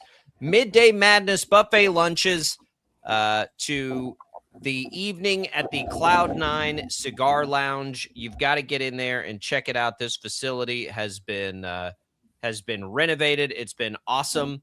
If you haven't seen it, TJ and I had a chance to go up there and have lunch. It was in tip-top shape. They've got this thing ready to go. They're having the Ultimate Bracket Challenge. 100% of bracket proceeds benefit CanBets United, supporting our local heroes. Get tickets and brackets and learn how you can be a member for a day at 9thfloorwichita.com with 97.5 and 1240 KFH. Let me tell you, Jacob. Yeah. Speaking of headlines here, I just opened up social media and my heart just dropped. This was yesterday. I didn't see it. Memphis basketball put a article out with a photo of Penny Hardaway in the front of it, and I was like, "Oh my God, they did it!" And it said, "Penny Hardaway will return for year 9 with the Tigers." So, oh, that's not good. Oh, now we're doing this with coaches too. That's not we good. We already have to do players. It's never a good sign of the times whenever you have to release a press release to say you're not firing your coach. No, it isn't. It isn't a good sign. That's not good. Please let's not do this though with coaches. Like what else was Penny going to do? Why do you have to put something out? Why do we have to put things out when players return? That's not Penny putting it out. That's Memphis putting it out. Yeah, I know. Why do we have to put stuff out when players leave? Like, we don't need a graphic. Like, it's almost. Hey, we got about a week left, and then it's about to be first and foremost season. To all the fans out there, like, what's the old meme? I'm not reading all that, but yeah, I'm sorry or thanks. TLDR, too long didn't read. Yeah, it's hilarious that like the jokes that are made, especially by reporters, that's like, oh, this guy just posted a graphic. Read the first line, first and foremost, skip to the bottom. Oh, NBA draft. Got it. Like, transfer portal. Got it. Or not transfer portal, apparently. Yes. Or not getting fired, apparently. Memphis would be crazy. I still think to fire Penny just yet. They can't fire Penny. They got to see another recruit. If they ever swing and miss in a recruiting cycle though, or portal cycle, whatever you want to call it, then you got to look at it because there's not a long track record of the coaching being great. They just always have great players. Yeah. So that's a tough place. That's tough to walk away from when you always have great players, especially when he's Mr. Memphis, right? That'd be, I don't even know. That'd be like K-State having to fire Colin Klein. True. It'd be like I don't even know how you would describe it. The Shockers get going in the NIT tonight. I haven't looked at the bracket. I don't know. I know that. Did you get confirmation, TJ? Do you know the answer to this yet? Is it strictly hosting based on seeding, Yes. Or is so there a bid it gets murky because obviously only the top seeds are seeded. The other ones aren't seeded. So if Wichita State wins and Oklahoma State wins, they'll go to Stillwater because they're the 2. But if Wichita State wins and Davidson upsets Oklahoma State, it'll be in Coke Arena again. It gets murky whenever it gets into the fact of like if it was Davidson versus Wyoming, but we don't really care about that. But I don't know who would host that in that situation. Okay. But if the only way that it would be Coke Arena is if Davidson beat Oklahoma State. Davidson's an 8.5-point underdog tonight. Wichita State's only favored by 6.5. I'll be all over the Shockers there. You look at this tournament and you've got Tulsa and Auburn as the 1 seeds here. Auburn feels like a wagon in this tournament. Just to be perfectly honest with you, they do to me. The other 3s, George Mason, Yale. Let me look at see who the other 2 1s are in this tournament. Wake Forest, coached by former Shocker assistant Steve Forbes, and New Mexico. Yep. So yeah, Auburn feels like a wagon. Speaking of Auburn, we didn't talk about this yesterday. I wasn't here yesterday. Auburn, I don't know. They were really pushing narratives about the bubble and everything like that. And I don't know if you were all onto this stuff, Jacob, but the Bruce Pearl stuff, and then they were sharing PDFs on social media showing their resume, and it's just something to think about. Here's all this. We have the second hardest schedule in the entire country, and we did this, and we did this, and we have couple of the best wins of the entire country, and really trying to shove it down there, shove it down your throat, Notre Dame style, basically, with the college football playoff, yada, yada, yada. They did. I listened to Bruce Pearl on Dan Patrick yesterday. He's kind of changed his tune a little bit. Kudos to Bruce Pearl as well. He didn't back off of what he thinks. Of course, he's rooting for his son. I don't look. He said, and I haven't consumed enough of it to know, but I assume he's right. He said that he thinks they should pick Miami of Ohio, but that Auburn is the most deserving. And I probably agree with that. 100%. In fact, I think they should have picked Miami of Ohio because it's a way better story. And we're talking about teams 63 or 4 at that point. We don't need to see Auburn again. They already played in the SEC. We've already seen that. Exactly. Again, the point is neither of these teams is winning a national championship. So both of them probably won't win a game. Right. I mean, Miami might. Who knows? Auburn has a much better chance to win a game than Miami does of Ohio. But I think that we overthink this stuff way too much. Anyways, Auburn don't finish 10th in your league. Yeah, that's the thing. Is that if they got in, they'd play a 6 seed, and are they can they beat a 6 seed? They just played 26 seeds basically in the SEC, and they didn't win a bunch of them. Anyways, my point being made here is that they threw this big fit about needing to be in the tournament. They got it, or they didn't get in, and they still were like, you know what? We're going to go play in the NIT. I was like, hell yeah, Auburn. Way to change the PR. This is what you're supposed to do. A lot of people, Notre Dame football, we're not playing in the Pop-Tarts Bowl. That's stupid. Auburn could have 100% done that, everybody does. And they were like, yeah, we're going to play in the NIT. We're going to go win the damn NIT. That's what you're supposed to do. Well, go prove it, right? And I don't, the NIT is probably not quite as egregious as the bowl games. But it goes back, and I'm glad you bring this up because it goes back to what Paul Mills said yesterday, and his conversation about it was awesome. And it makes me sad we didn't get a chance to talk to him yesterday because they were traveling, but he was like, we want to play basketball. These guys are competitors. That's what he said last year too. But this year it was other coaches have reached out to them when they didn't make it, and it was like, man, that sucks.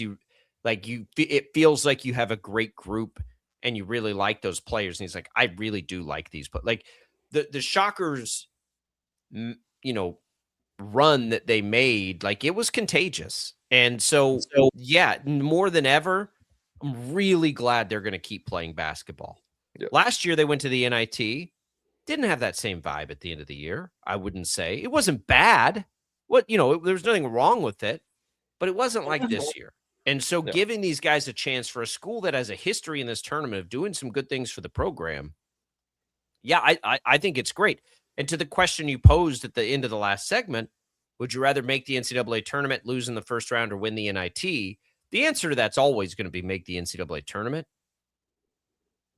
But a consolation prize of winning the NIT or making a run there with this group when retention is the biggest part of this offseason, there's some value there. There's some value there. I think that the best way to answer that question back to it is that, like, your goal is obviously always going to be to make the tournament, just to see what you can do. But I think that it's more of a hindsight, like retrospective.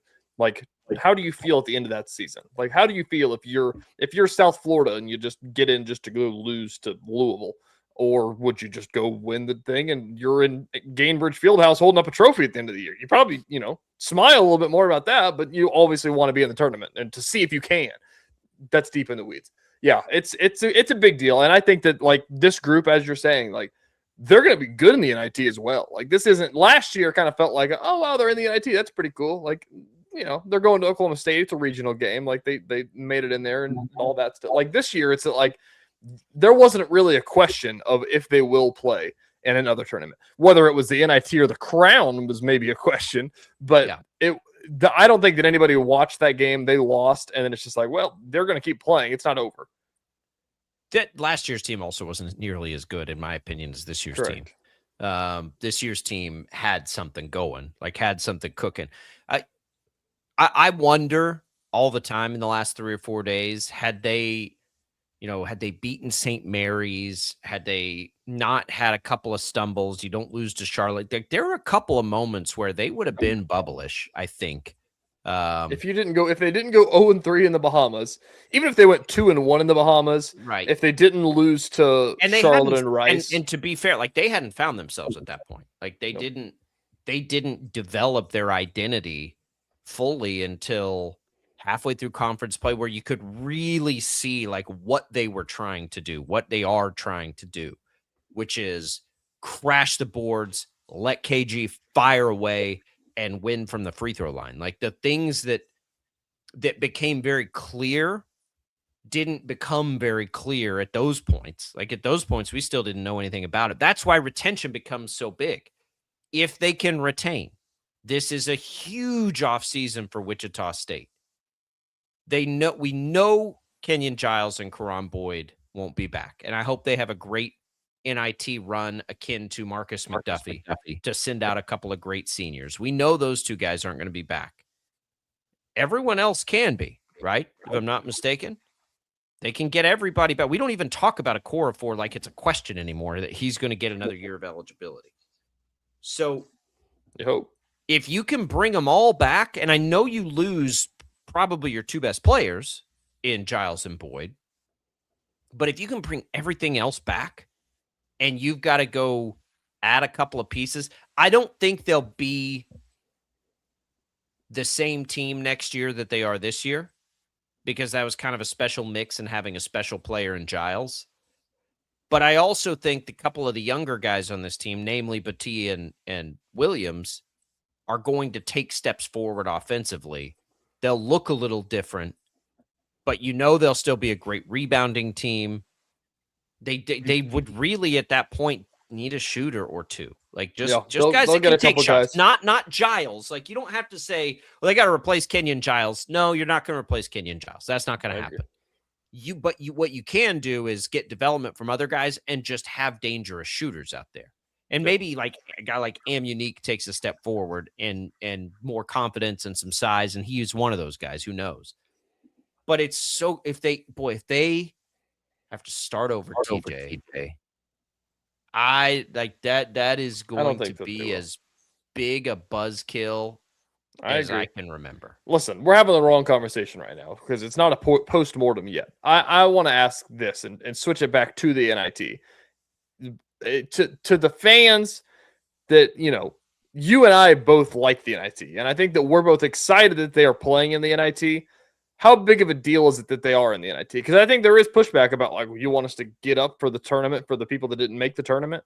Like, but for Wichita State, it's not insignificant. And the fact that you're hosting a home game in the NIT with the state that the program has been in for the last 5 years, like, That's a building block. That's a step, and it's not the step that you want to take. You want to take a bigger one, but it's not insignificant. No, I mean, they made the NIT last year. I don't want to overplay the NIT either. I agree, but you're going into the NIT. They make the NIT a lot. Like it's not that unique. I mean, they make this tournament quite a bit. Before last year, I mean, there was 3-year span where they weren't sniffing the NIT. Well, maybe. I don't know. It's not an unusual thing for them to make the NIT. They've made it 15 times. They made it last year. They made it in 2019 was the McDuffie year. Look, I don't want to sit here and say, yay, they made the NIT. I think that this is going to be a fun NIT because I think this team wants to and loves playing basketball, and that's contagious, and I like that. And I want that to lead to retention this offseason. I said this to Jackson yesterday, and I don't know if you agree with this. And maybe it was when you were here with us too, but I don't think it was. We have this exact same outcome next year. This year it feels great. Great season. I've gone as far as to call it a great season for the Shockers. Same outcome next year, and it'll be a disappointment. Yeah, you could say that, especially if you bring back what we expect them to bring back. Well, I don't even want to give that excuse because even if that happens, like, are we never going to expect Wichita State to make the tournament again? I agree. Your expectation is that you need to get back to that point. Whether you can retain the players or not. You didn't retain any of these guys last year. Like, unfortunately, that's the way it is. Like there are coaches everywhere that are doing it with rosters that look different every year. So I just would say this year, great outcome, great progress, all those things. I hope it leads to retention. I'm with you. I think it will too. I don't know if they'll keep them all, but they'll keep enough of them. But next year it's not going to be enough. So enjoy this one while you have it, because it's postseason basketball for a group we all really enjoy watching play. But the NIT next year ain't going to be enough. Like, we'll be having a very different conversation on March 17th next year. If it's, the Shockers are hosting an NIT game. Is that the expectation now? It's true. I don't know. I mean, that sentence alone, though, like the thinking of that tells you that this was a good year. Great year. I'm calling it a great year. Yeah. They finished second in the league. And that's my point on why, like, I want this conversation. This is a really fun hypothetical in my head, is that if fans should be excited about the NIT. Fans in Wichita are excited about the TBT, which featured 3 Shockers on the team and a bunch of guys that didn't go to Wichita State. Like, the NIT is a bigger deal than the TBT. And if you disagree with me with that, then we'll have. I don't even here. Oh, the TBT. I was thinking of another. I'm like, what is the TBT? The CBI. Yeah, gotcha. I mean, they're so different. What do you mean? They are. But my point is that Wichita will go berserk watching Marcus King. It's a Tuesday night at 6:00. I know. I'm just saying, like, the people that are just like, I don't care about the NIT. It's like, let's all hang on, because we got to we better temper our expectations. It's spring break. It's St. Patrick's Day. It's a Tuesday night at 6:00. Let's chill with comparing that to a Saturday championship of the TBT. If they don't show up, how do they show up for TBT and not? Because that is not fair at all. Versus middle of the summer, nothing going on. I don't care about your attendance numbers, but just the people that are just like, oh, whoop-de-doo, it's the NIT. Like, it's not insignificant at all. Like, I really don't think there's a lot of that. I think people are excited that the Shockers should be playing basketball. Yeah. This is a fun team that had a really great year with a couple of players who, I mean, Giles will be remembered forever, and Boyd is awesome. And I'll even go as far as saying this, is that, to me, last year, the NIT was like, oh, cool, they got in the NIT. Like, this year, I feel like the overarching feeling is like, they could win the NIT. Win the NIT. I agree. And I think it I'll go as far as to say, like, if they lose tonight, then it'll be like, well, that sucked. Like, that's disappointing. Yeah. they're 7-point favorites at home against Wyoming. They Utah State wins tonight, goes to Stillwater on Saturday and wins. Then, if you don't think that will get people buzzing a little bit, it's like, oh, they just went to Stillwater and got a win over a Big 12 team in the NIT. Now they're in the Elite Eight. Holy cow! They just did this. They just went to the semifinal in 2019 in New York City. It was great. It was awesome, and people loved it. Wichita was excited about that because they got excited for Marcus McDuffie the same way that fans will get excited for Kenyon Giles this year. I'm all in tonight. I'm all about it. You'll hear the game again. Pregame coverage starts at 5:30 over on KEYN. All right. When we come back, we will get to the Chiefs news of yesterday. We'll discuss the addition of Justin Fields when we return.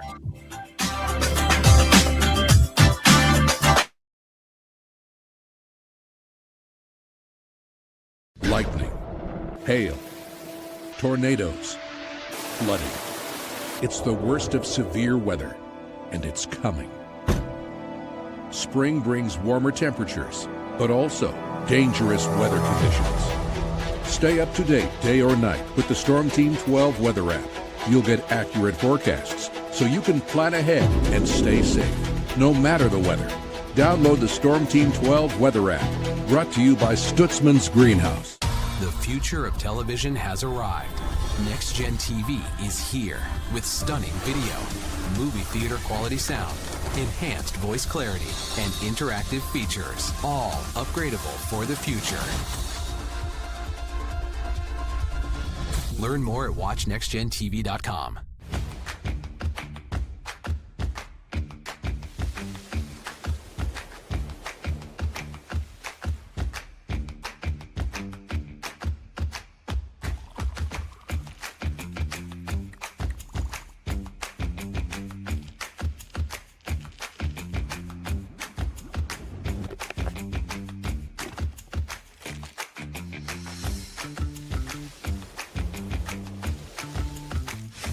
The canvas of our imagination. They tell a story. Clouds affect the events of your day.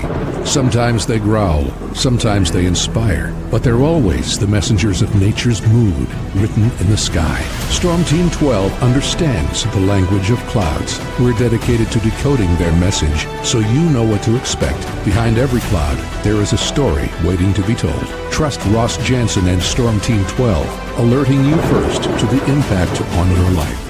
We are following a breaking update. Every day, all day, stream the stories that have you talking near and far. Whoever is behind the wheel of this bus is not stopping. From hundreds of local reporters and meteorologists spanning the country. Chaos here this morning at the UW campus. Search LNL for the all-new Local News Live streaming app. Odyssey is one of the most influential audio and entertainment brands in the nation. You already know Odyssey's iconic local radio brands in Wichita. But did you know Odyssey has the country's best collection of music, news, and sports brands? Odyssey is also a premium podcast creator, major event producer, and digital innovator. Odyssey brings people together across the country and right here in Wichita. Odyssey also delivers meaningful radio and digital audio results. Find out our story and impact at odysseyinc.com/Wichita.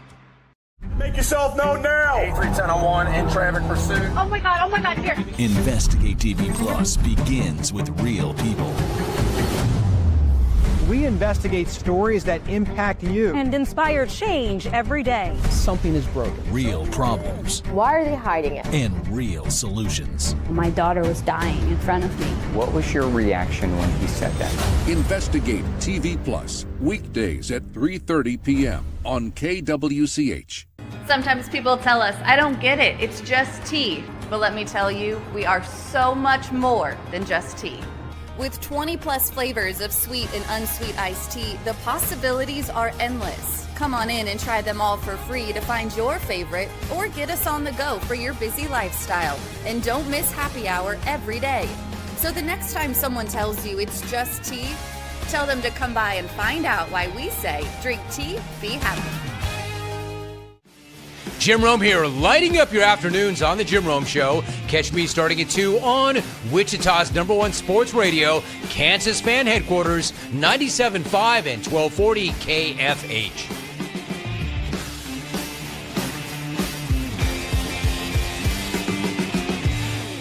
Mornings are busy. We're here to make your mornings better. We report the stories that affect you. 3 more hospitalized from contaminated apple juice just a day after the FDA issued a recall.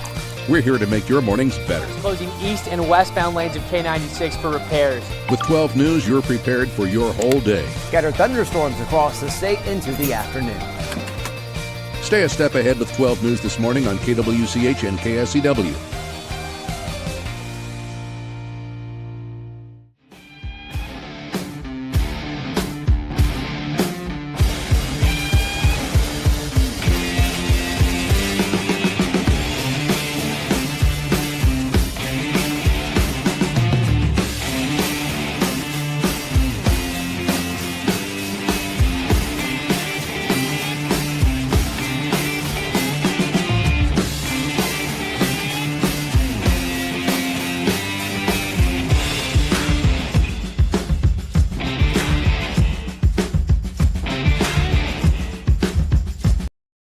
Daily is on KFH.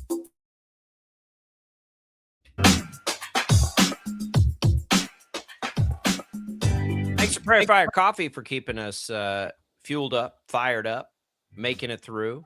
Gonna need some tomorrow. A lot of folks out there gonna need some tomorrow. Brandon in Wichita says the NIT reminds him of when Marshall took the Shockers and won it, and then off to the races. Those parallels, Brandon, are not lost on us.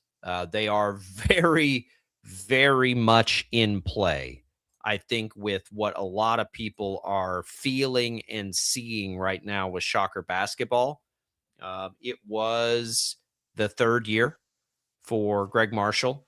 I mean, the parallels are wild, TJ. Third year was the NIT berth, but they got busted early. The next year, fourth year, for Marshall, it was the NIT championship, whereas we're a year, last year was the first round for the NIT. This year feels like in year 3, a year they could really contend for that NIT championship. Those parallels not lost on us for sure. So does that mean in the parallels, when are they making the Final Four run? Next year? Or 2 they years? would make the Final Four, in year 5. It'd be year 5 that they would make their Final Four year. So 2 more years. So not next year. Next year they make the NCAA tournament.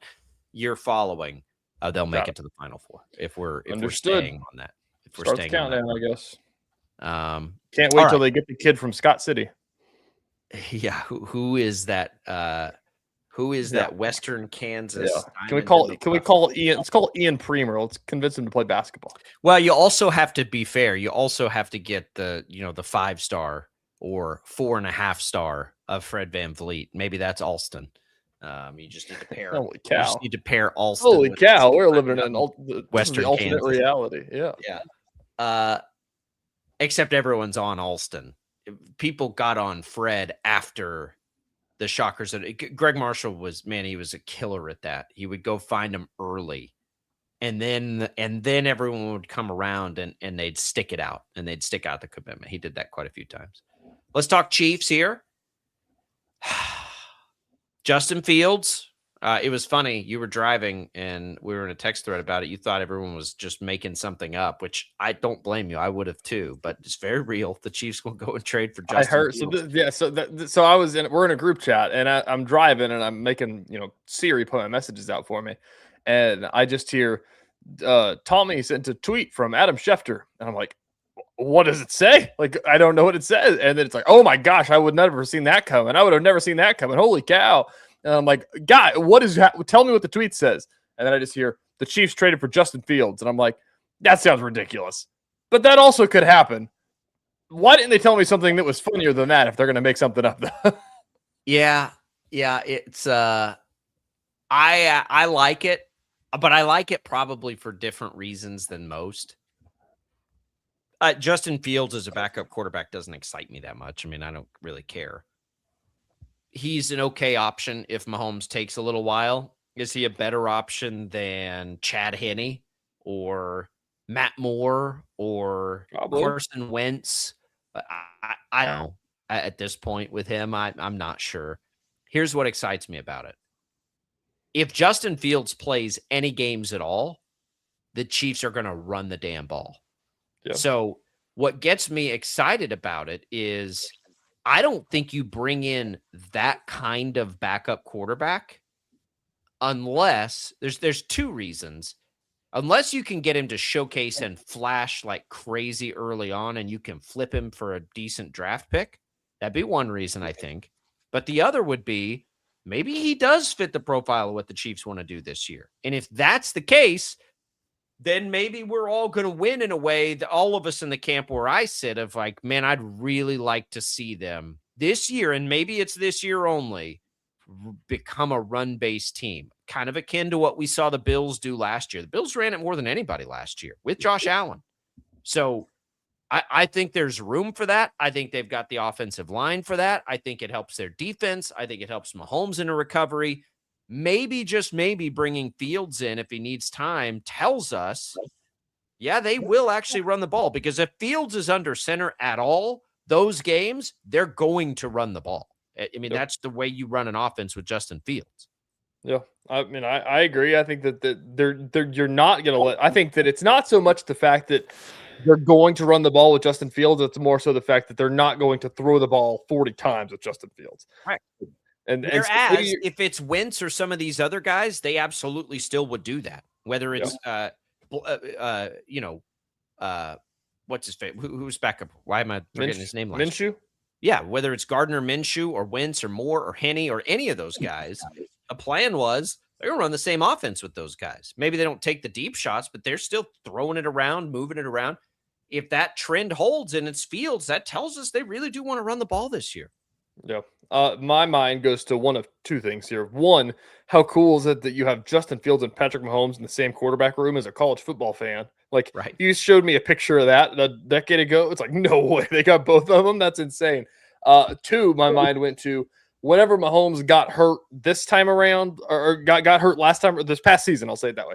Whenever he got hurt last season and Chris Oladokun was the backup, there was a lot of talk about like why they like Chris Oladokun so much. And it's because in scout teams and things like that, like they have somebody that can play like Patrick Mahomes. Like you can move around and do things like Chad Henne wasn't Patrick Mahomes, but like this gives you an opportunity to do that as well. And I think that that's kind of why they did this, is that like if Mahomes misses a month to start the season or something, who knows? Like you can transfer. I feel like you can transfer easier from Justin Fields to Patrick Mahomes than you can from Phillip Rivers to Patrick Mahomes, for example.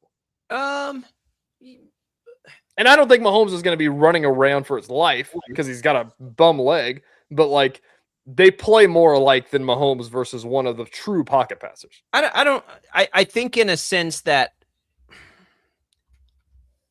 the Chiefs have had to really compress their routes and their passing game, maybe in that way. I would say, because you're not but Fields has a cannon. I don't know if I think Fields and Mahomes play all that similar. I don't know that I think they do. Look, probably the biggest I'm just reason, saying, in fact, if a quarterback that can move is my only similarity. Yeah, well, sure. Yeah, in that sense, yes, they can move. But Justin, there's a difference in moving and absolutely just like taking off and running, which is what teams Justin have Fields wanted Fields to do forever. And in fact, he probably hasn't done it enough. I think you take this risk. If the Jets say we'll take a sixth and we'll pay his salary, which is basically what happened, and you're the Chiefs, and you might have a few games he can play, you put it on tape, you put him with Reed, you put it on tape, and a team next year is desperate for quarterback and money's not an issue. I don't know how many years does Justin Fields have left on his current contract. I haven't looked at that. You flip him for a fourth, and it's been worth your time. True. That's my other thought of my head here is how creative does a Bieniemy want to get? Do you remember whenever RG3 was the backup in Baltimore and they would do stuff of putting him and Lamar on the field at the same time because they were both so fast and they would mess with defenses? You can get a little creative. Put Justin Fields at running back, see what you can do back there. Yeah, I mean, he'll help him. I mean, they can use him. Who knows? It's Justin Fields and it's Andy Reid. Maybe they use him as a gadget player. He will have put him a wide receiver, Wildcat. Yeah, he'll have this year only on the contract. So flipping him would have to happen during the season, which could still happen. I suppose if he plays a lot of time, you would have a compensatory pick. But yeah, I mean, they could put him at wide receiver. They could run a 2 quarterback thing. They could, I mean, who knows? He can become a gadget player, maybe. I don't know. He wanted to come to Kansas City too, which I think is interesting. I'm not sure why that would be the fit that he would want. Maybe because they have as good a chance as any to get a couple starts under his belt. But again, I'm going to go back to the fact that if he plays, they are running the ball. And if they start the season and they run the ball for 2 games while Mahomes finishes out a recovery, and all of a sudden Walker's popping it off for a little under 5 yards a carry, and that line's really eating the way we think they can eat, they're not going to just abandon that when Mahomes comes back. So maybe this is the thing they need to really commit to it, because we're sitting here not that far from a draft looking at a decimated secondary and a defense that doesn't have a great pass rush. And they got a lot of questions to answer on that side of the ball. Got a hurt quarterback. You've got a defense that, at least at the beginning of the year, probably isn't going to be very good. Boy, it'd be nice if they could run it. Yep. And I hope this is a sign of things to come in that regard. Justin Fields is, how do we evaluate Justin Fields? I don't think he's been very good. No. I also don't think he's He also, in Chicago, he was a fantasy football legend because the stats that he would put up are insane in fantasy football. Andy Reid coached Michael Vick well. Now, Vick and Fields, I'm not trying to say Fields is Vick. Fields isn't near the passer that Vick was. But when you're talking about, a player with that running ability at quarterback, they at least compare that way. I think that you're onto something. I hadn't really thought about it in the flipping terms, but like there's a world 100% where if Mahomes takes 2 weeks to come back and it's Justin Fields' team, like Justin Fields under Andy Reid feels awesome. Like that feels like that could be really, really fun. And so like there's a world where that happens and then somebody gets hurt and wherever, blank, blank, blank. And they're like, we need a quarterback. Like, man, you see what Justin Fields did for 2 weeks? Give us a 4th. Yeah. Give us a 4th, and you can sign him as a free agent. Give us a 4th. We gave up, give us a 5th, and then it's a win. Like you go from 6th to a 5th. You've had a net positive there, and maybe that's what Fields is counting. Maybe Fields just wants to go play for Andy Reid for a minute because he's like, you know what? I can be Mike Vick. He said top destination basically was Kansas. That's what I mean. I'm trying to figure out why that's the case too, because it's not like there's any expectation that Mahomes doesn't just jump right back in there right away.